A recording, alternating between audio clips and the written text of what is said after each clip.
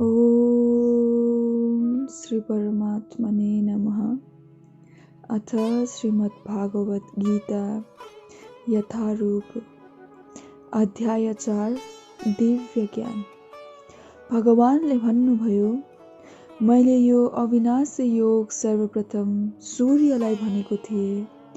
सूर्यले मानव जातिका आदि पिता मनुलाई भने र मनुले यही ज्ञान फेरि राजा इक्ष्वाकुलाई दिए। यसरी यो परम विज्ञान शिष्य परम्पराद्वारा प्राप्त भएको हो र राज ऋषिहरूले यसलाई त्यसै विधिले बुझे, तर समयका अन्तरालमा त्यो परम्परा छिन्न भिन्न भयो।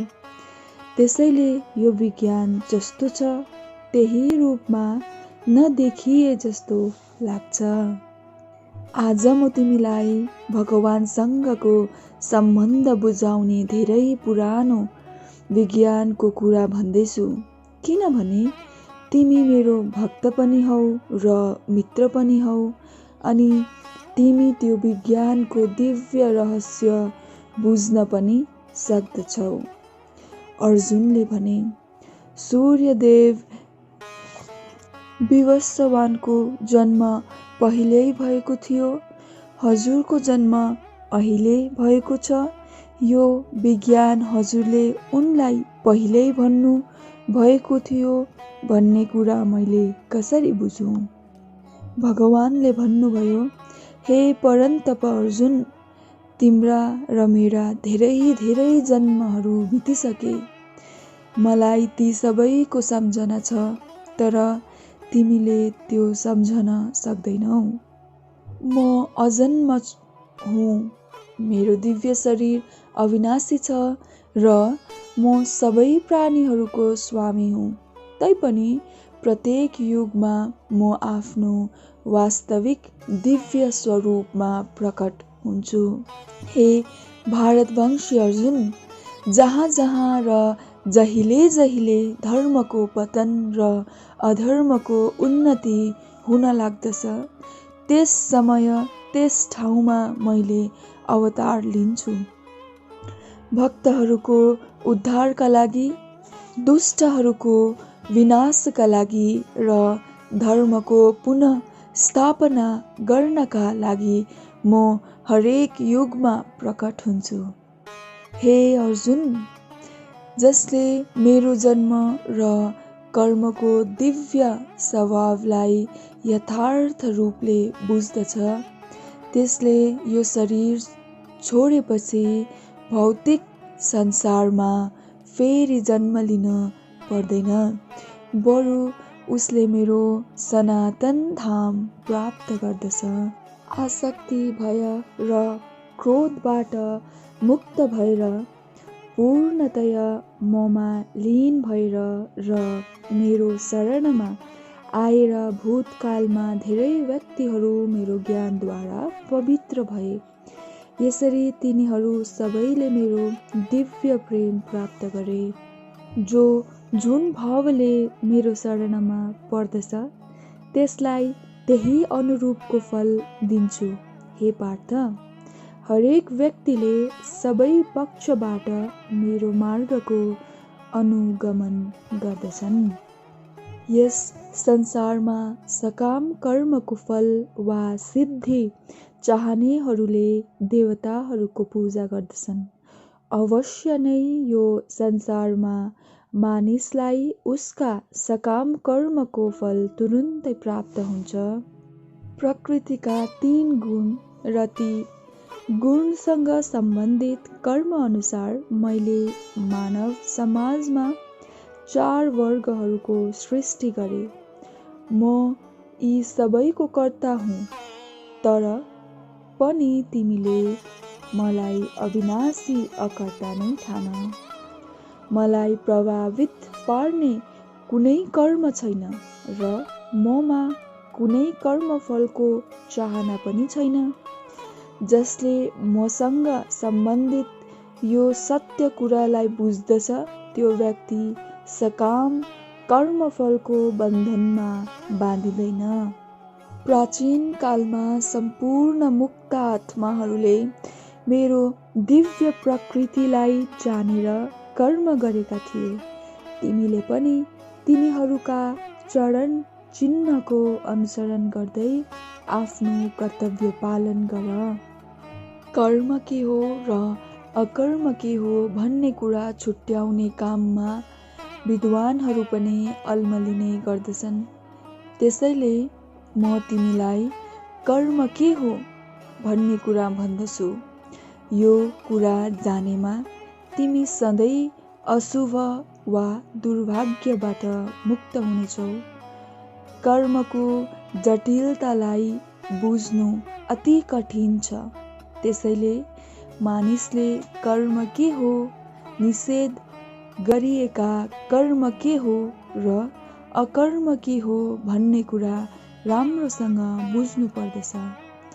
जसले कर्ममा अकर्म र अकर्ममा कर्म देख्दछ त्यो व्यक्ति सबै मानिसहरूभन्दा बुद्धिमान हो र त्यस्तो व्यक्ति सबै किसिमका कर्ममा संलग्न भएर पनि दिव्य अवस्थामा रहेको हुन्छ। जसको हरेक प्रयास कर्म इन्द्रिय तृप्तिको इच्छाले रहित हुन्छ त्यसलाई पूर्ण ज्ञानी मानिन्छ। ऋषिहरूले त्यस्ता कर्तालाई पूर्ण ज्ञानी रूपी अग्निद्वारा कर्मफल भस्म गराउने पण्डित भन्दछन्। कर्मफलका सम्पूर्ण आसक्तिहरूलाई त्यागेर सधैँ सन्तुष्टि र स्वतन्त्र रहने व्यक्तिहरूले सबै प्रकारका कर्ममा संलग्न रहे पनि सकाम कर्म गरिरहेको हुँदैन। यस किसिमको ज्ञानी पुरुषले पूर्णतया नियन्त्रित मन र बुद्धिले काम गर्दछ। उसले आफ्ना सम्पत्तिमाथिको स्वामित्वलाई पनि त्यागिदिन्छ र केवल जीवन निर्वाहका लागि मात्र कर्म गर्दछ। यसरी कर्म गर्ने व्यक्ति पापपूर्ण कर्मफलबाट प्रभावित हुँदैन। जो व्यक्ति स्वतः प्राप्त हुने लाभबाट सन्तुष्ट हुन्छ, द्वैत भावबाट मुक्त हुन्छ, ईर्ष्या गर्दैन र सफलता र असफलता दुवै अवस्थामा स्थिर चित्त हुन्छ, त्यो व्यक्ति कर्म गरेर पनि कर्मफलमा बाँधिँदैन। जो व्यक्ति प्रकृतिका गुणमा आसक्त छैन र पूर्ण रूपले दिव्य ज्ञानमा अवस्थित छ, उसका सबै कर्महरू ब्रह्ममा लीन हुन जान्छन्। कृष्ण भावना अमृतमा पूर्णतया निमग्न भएको व्यक्तिले आफ्नो आध्यात्मिक कर्मले गर्दा भगवत धाम प्राप्त गर्दछ। किनभने उसका कर्ममा हवन पनि ब्रह्ममय र हवि पनि ब्रह्ममय हुन्छन्। कतिपय योगीहरू विभिन्न प्रकारका यज्ञहरूद्वारा राम्रोसँग देवताहरूको पूजा गर्दछन् र कुनै योगीहरू परम ब्रह्म रूपी अग्निमा आहुति चढाउँछन्। केही विशुद्ध ब्रह्मचारीहरू श्रवण, प्रतिक्रिया र इन्द्रियहरूलाई मनको नियन्त्रण रूपी अग्निमा होमिदिन्छन् र अर्कार्थी गृहस्थहरू इन्द्रियका विषयहरूलाई इन्द्रिय रूपी अग्निमा आहुति दिन्छन्। मन र इन्द्रियलाई वशमा राखेर आत्मा साक्षात्कार गर्न चाहनेहरूले सबै इन्द्रिय र प्राणवायुका कार्यहरूलाई पनि संयमती मन रूपी अग्निमा आहुति दिन्छन्।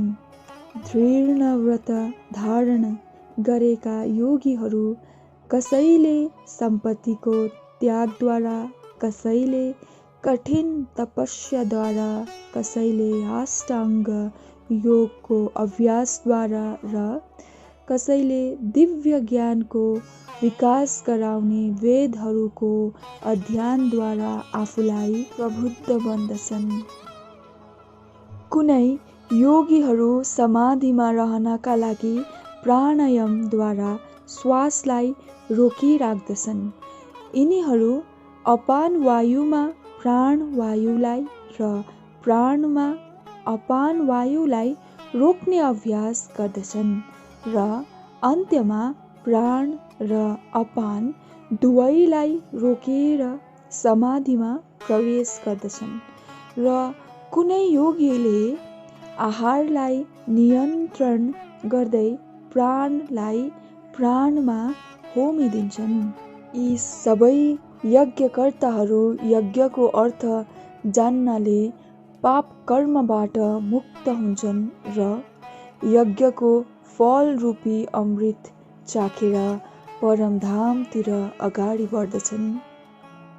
हे कुरु श्रेष्ठ अर्जुन, यज्ञ नगर्ने मानिस यस लोकमा यस जीवनमा त सुखपूर्वक रहन सक्दैन भने अर्को जन्ममा झन् कसरी सुखी होला।